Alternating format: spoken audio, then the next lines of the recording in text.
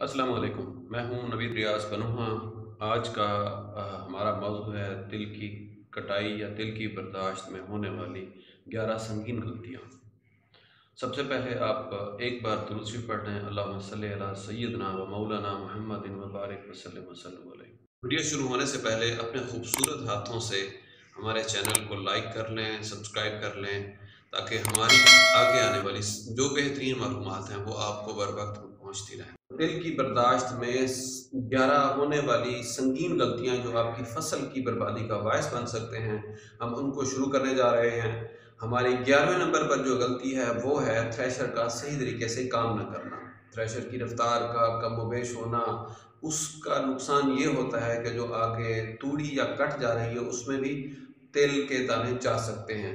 ये आप तसल्ली कर लें कि थ्रेशर सही अपनी रफ्तार में और वहाँ पर तूड़ी में तिल नहीं आ रहा। उसके बाद जो हमारी 10वीं गलती है वो ये है कि जो आपने गट्ठे उसके बनाए हुए हैं उनको सही तरीके से डंडों से कुटाई ना करना।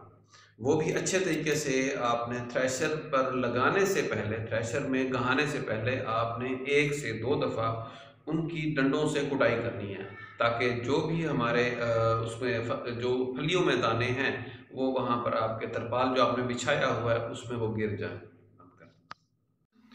9वें नंबर पर गलती ये है कि आपने जो गट्ठे बनाए हुए हैं, जो काट कर आपने फील्ड में या आपने तरपाल के ऊपर जो आपने गट्ठे बनाए हुए हैं उनको आप सही तरीके से नहीं उठा रहे हैं। ये ख़ास तौर पर जो आपने फील्ड में गट्ठे बनाए हैं उनके लिए एडवाइस है कि आपने उनको सही तरीके से उठाया नहीं।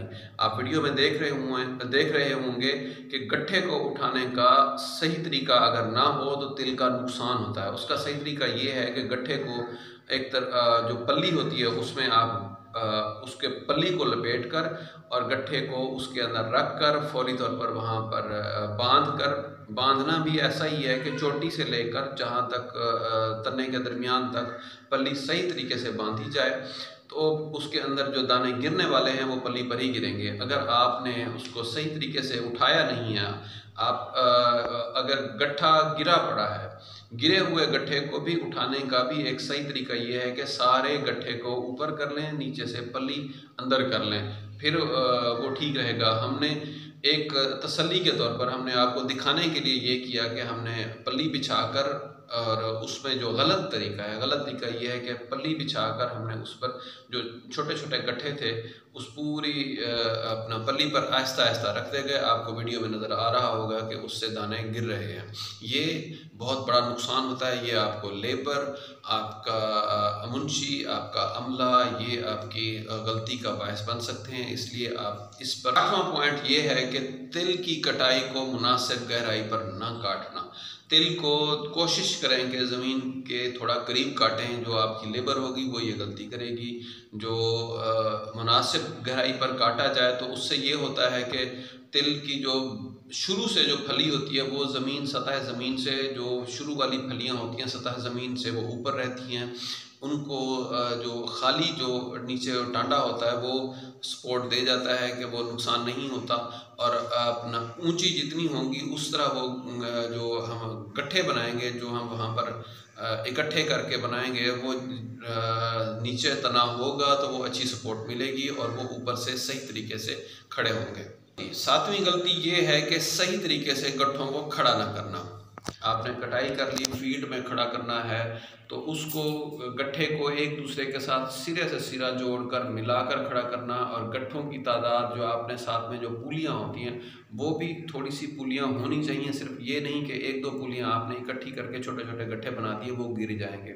ये भी नहीं करना कि जी आपने ज़्यादा गट्ठे बना लिए हैं और उससे ये होगा कि ज़्यादा गट्ठे एक ही जगह पर खड़े करके इकट्ठे कर दिए तो वो खुश्क भी नहीं होंगे। और अपना उसमें जो असल मसला ये है कि आपने सही तरीके से खड़ा नहीं किया, सही हुजूम में खड़ा नहीं किया तो वो गिर सकते हैं। जो गट्ठे गिर गए तो वो साफ जाहिर है कि लेबर ने अगर वो जल्दबाजी की और गलत तरीके से उनको खड़ा किया तो वो जो गिर गए तो वो आपने हमारी वीडियो में देख लिया कि जी गिरे हुए गट्ठे से तिल हर सूरत गिर जाता है, वो आपका नुकसान है। तो वो जो जितना अच्छा खड़ा करेंगे, जब वो खुश्क हो जाएगा तो आपने उसको बआसानी उठाकर और छठा पॉइंट जो इस नुकसान का बायस बनता है वो ये है कि कटाई के बाद जो बेहतरीन से बेहतरीन तरीका ये है, एक तरीका ये है कि आपने छोटे छोटे गड्ढे बनाकर फील्ड में मुनासिब वक्फे पर, जैसे हमारी वीडियो में भी देख रहे हैं कि मुनासिब वक्फे पर आपने खड़ा कर दिया, खुश्क कर दिया। इसमें नुकसान का एहतमाल है, हम आपको दिखा रहे हैं कि इसमें नुकसान है, हर मरहले पर थोड़ा बहुत नुकसान हो रहा है। जो बेहतरीन इसकी अप्रोच है जो तरक्की पसंद काश्तकार करते हैं वो ये है कि जैसे ही कटाई हो गई उसको उठाकर उन्होंने जो एक ही उनका एक कनाल रकबा है या जो भी रकबा है वहाँ पर उसको सारे को उठाकर वहाँ पर एक ही जगह पर इकट्ठा करते हैं, नीचे शापर या तरपाल बिछा देते हैं। उसमें आपका नुकसान बहुत हद तक कम होता है। तो वो इससे बेहतर अप्रोच यही है कि आप फील्ड में छोटे छोटे गड्ढे बनाकर खड़े करने से बेहतर है, क्योंकि यहाँ पर आंधी, बारिश, नुकसान, हवा, यहाँ पर नुकसान हो सकता है। तो बेहतर तरीका यही है कि इनको एक ही दफ़ा जैसे ही कटाई हो उठाकर और आपका जो पेड़ है जिसे हम पेड़ कहते हैं वहाँ पर ही सारों को गड्ढे बनाकर खड़ा करते हैं। हमारा इस नुकसान में जो हमारा पांचवा पॉइंट है वो ये है कि जो गड्ढे आप इकट्ठे कर रहे हैं, जो गड्ढे आप बांध रहे हैं, उसके लिए जो पल्ली या जो एक पल्ली ही कहा जाता है, वो जो पल्ली है उसका साइज़ बड़ा होना चाहिए। पल्ली मुख्तलिफ साइज़ में आती हैं, ये छोटे साइज़ में होगी तो छोटे साइज़ वाली पल्ली का नुकसान ये होगा कि या ऊपर से या नीचे से जो गट्ठा है वो खाली रह जाएगा और दाने तिल के बांधने से लेकर थ्रेशर तक पहुंचाने तक पल्ली का साइज़ छोटा हुआ तो तिल आपका गिर जाएगा। इसके लिए बेहतर यही है कि इसके मुख्तलिफ जो है मुरब्बा फुट में साइज़ होते हैं, मार्केट में आप पता कर लें और बेहतरीन साइज़ की जो पल्ली हो, बड़े से बड़े साइज़ की पल्ली आप वो ख़रीदें ताकि ये पूरी तरह उसकी चौड़ाई लंबाई ज़्यादा से ज़्यादा हो ताकि गट्ठे को पूरी तरह से ये कवर कर ले और किसी भी मरहले पर ख़तरनाक पॉइंट है। चौथे नंबर पर जो पॉइंट आता है, हम मज़ीद ख़तरनाक पॉइंट्स की तरफ जा रहे हैं। हमारा चौथा पॉइंट ये है कि आंधी और बारिश। पिछले साल मेरे अपने रिलेटिव्स का यही हुआ कि जी मुख्तलिफ वक्त काश्त होते हैं तो बसा औक़ात जो इसकी कटाई हो रही थी वो सावन में हो रही होती है, अगस्त सितंबर में हो रही होती है। अगस्त सितंबर में बारिशों का चांस, आंधियों का चांस ज़्यादा होता है। अगर आपके तिल कटाई होने के बाद गट्ठे बने हुए फील्ड में मौजूद हैं, आंधी आ गई, तो पिछले साल मेरे रिश्तेदार का यही हुआ कि आंधी ने उन गट्ठों को उठाकर दूर फेंक दिया। तो वो फिर जैसे ही आंधी से गिरे, क्योंकि वो उनके फलियों के मुंह खुले हुए थे, तो हवा आने से, आंधी आने से वो जितना फासले तक गिरते गए वहाँ तिल का भी नुकसान होता गया। तो ये बहुत ख़तरनाक होता है कि आप वक्त काश्त को देख लें, अपने इलाका को देख लें, वक्त काश्त को देख लें कि आपकी जब बर्दाश्त होनी है तो उसमें बारिश, आंधी का कितना ख़तरा है। उसके लिए जैसे मैंने आपसे पहले पिछले पॉइंट में बता चुका हूँ कि आप कोशिश करें कि इसको उठाकर एक ही जगह इकट्ठा करें ताकि आंधी बारिश आए भी सही तो आपका जो पेड़ है वो सारे तिल एक ही जगह गट्ठे बनकर एक ही जगह मौजूद हो, नुकसान आपका कम से कम हुआ। और खुले फील्ड में गट्ठे बने हुए हैं तो फिर आप मजबूर हो जाएंगे कि वो जितना आपका बचेगा बारिश आंधी के बाद आप उसको उठाने। जैसे ही आंधी से गिरे, क्योंकि वो उनके फलियों के मुंह खुले हुए थे, तो हवा आने से, आंधी आने से वो जितना फासले तक गिरते गए वहाँ तिल का भी नुकसान होता गया। तो ये बहुत ख़तरनाक होता है कि आप वक्त काश्त को देख लें, अपने इलाका को देख लें, वक्त काश्त को देख लें कि आपकी जब बर्दाश्त होनी है तो उसमें बारिश, आंधी का कितना ख़तरा है। उसके लिए जैसे मैंने आपसे पहले पिछले पॉइंट में बता चुका हूँ कि आप कोशिश करें कि इसको उठाकर एक ही जगह इकट्ठा करें ताकि आंधी बारिश आए भी सही तो आपका जो पेड़ है वो सारे तिल एक ही जगह गट्ठे बनकर एक ही जगह मौजूद हो, नुकसान आपका कम से कम हुआ।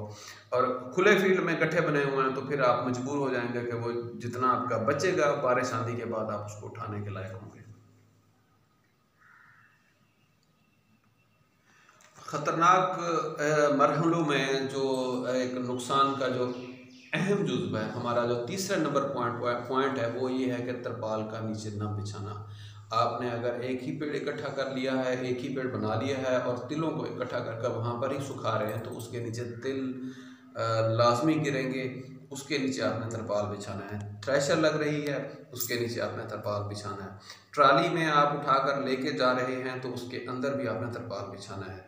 तरपाल आपका हर मरहले पर बिछाना लाजिम है। बारिश हो गई तो तरपाल वाले में ये है कि आप फ़ौरन वहाँ से तरपाल से इकट्ठा करके उसको धूप में खुश्क कर सकते हैं। जो तिल बारिश हो गई और वो ज़मीन पर गिर पड़ा तो आपके हाथ नहीं आना, वो ज़ाया है। तो इसलिए ये आपके पास तरपाल या शापर दोनों में से जो आपकी पहुंच में दस्तयाबी में हो, जो आपका फसल जितना फसल का हुजम है उस हिसाब से आपके पास ये पहले दस्तयाब हो। हमारा दूसरा पॉइंट, आपने तिल कितने लगाए हैं आपको उस हिसाब से लेबर का बंदोबस्त करना चाहिए। दूसरा पॉइंट ये है कि सुस्त या कम लेबर, इसमें आपने जितने तिल लगाए हैं उतनी ही आपके पास लेबर दस्तयाब होनी चाहिए।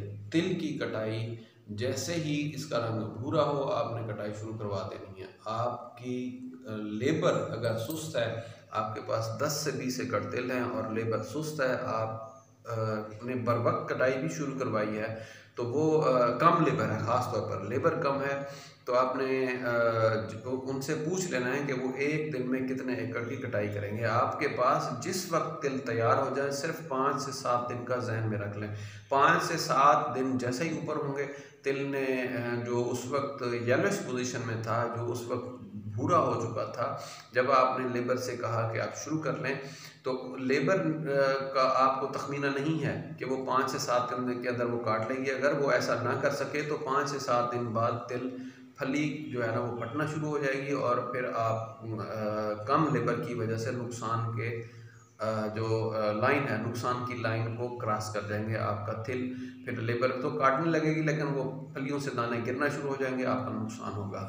सबसे खतरनाक जो हमारा पहला पॉइंट है आपकी फसल की बर्बादी का, कि आपने तिल लगा लिए लेकिन आपने उसको सही तरीके से संभाला नहीं, ये फसल भी ऐसी है।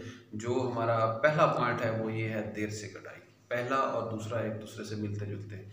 देर से कटाई, आपको पता भी नहीं चला कि वक्त कटाई, इसका कटाई का वक्त कौन सा है। मुझे कुछ लोगों ने बताया जी जैसे ही 3-4 फलियाँ जो नीचे वाली होती हैं उनका मुंह खुले आपने कटाई शुरू कर देनी है।